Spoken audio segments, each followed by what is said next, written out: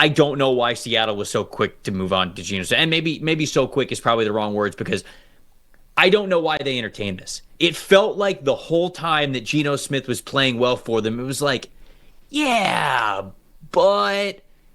And I don't really know where they were getting the but from. There have been rumors and swirlings of Geno Smith being available for trade even going back to last year. And I don't really understand it. Even this past year, with a horrendous interior offensive line, Geno Smith had the 5th highest wins above replacement metric that we have over at PFF. He had an 83.2 passing grade.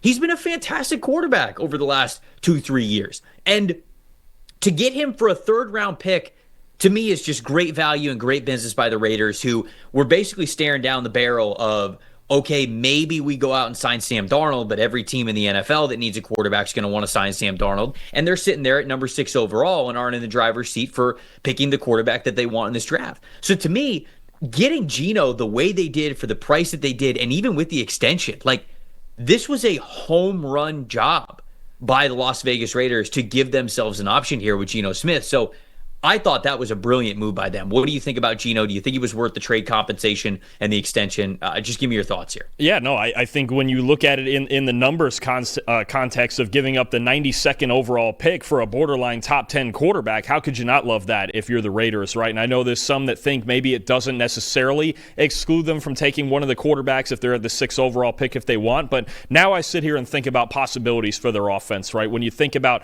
maybe a Teteroa McMillan to fill out the receiving core, and you've got him and Jacoby Myers and Brock Bowers. Maybe it's an Ashton Jeanty to really beef up the run game. And I think the biggest thing for Geno is he's going to a team that very quietly has a much, much better offensive line than he had to deal with, especially this past year in Seattle. The amount that he had to do under pressure and under constant pressure this year, we saw it late in the season. Their interior offensive line was the reason that they missed the postseason, right? So if he goes to this Raiders team, he's protected. They put a run game together. Maybe they get a number 1 receiver at that 6th overall pick. You've got Jacoby Myers. You've got Brock Bowers. All of a sudden, there's some real possibilities for this to be at least a competing with the rest of the AFC West level offense, right? The back 7 on their defense, like we already talked about, needs a ton of work. But I think about Geno's ability to throw downfield, how much better he's gotten even in the last 3 years. This year, just a 2.6% turnover-worthy play rate.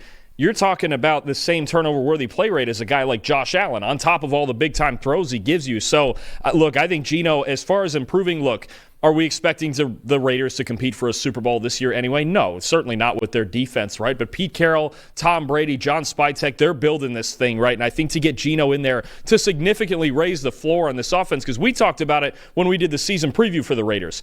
They walked in last year with Aiden O'Connell and Gardner Minshew, and we said, yeah, that's not going to work. I mean, their season was over before it started. And I know they had Bowers and they always have Max Crosby, but with that quarterback situation, it was over before it started. Now you have Geno Smith, who, take it for what it's worth. If you think he's top 10, top 12, I think he's almost certainly in the top 15. He's a viable starter, and he's proven it for 3 years in sometimes not the best play calling situation in Seattle and sometimes not the best offensive line situation. Now he can get a little bit more stability, and I think there's still a lot left in the tank for him. I think he's going to go there and play well. I expect him to fill out running back in the draft one way or the other, and I'm very curious to see what they do with that 6th overall pick.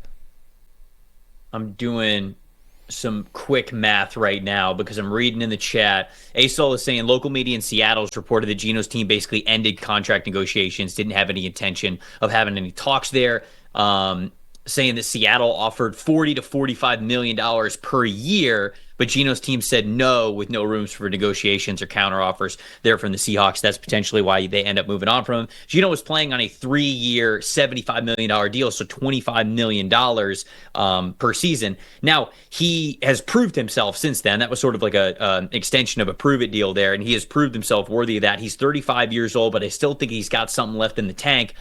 If that is true, that they were, offering him $40 to $45 million a year, for Geno Smith, that's not even, let's see, that would be 40 to 45 million. let's say if it was 40, that's 1, 2, 3, 4, 5, 6, 7, 8, 9, 10, 11, 12, 13, 14, 15. So if he were to get $40 million a year, he would be the 15th highest paid quarterback in the NFL. And if it was up to 45, then he would have been the 11th highest paid quarterback in the NFL. And that's with the salary cap going up, and that's with a lot of contracts of guys who have previously signed those contracts for those average year numbers. So if Seattle was like, hey, yeah, we think you're $40 to $45 million, like, I can understand why he might have said, nope, somebody else will pay me more money than that. Somebody else will pay me top 10 quarterback money somewhere else. And he's 35. He spent a lot of his career as a backup, so he's trying to make up as much money as possible. So that makes a lot of sense. I wonder what Seattle's going to do now, because they sort of seem like the favorite for Sam Darnold, but Sam Darnold behind that interior offensive line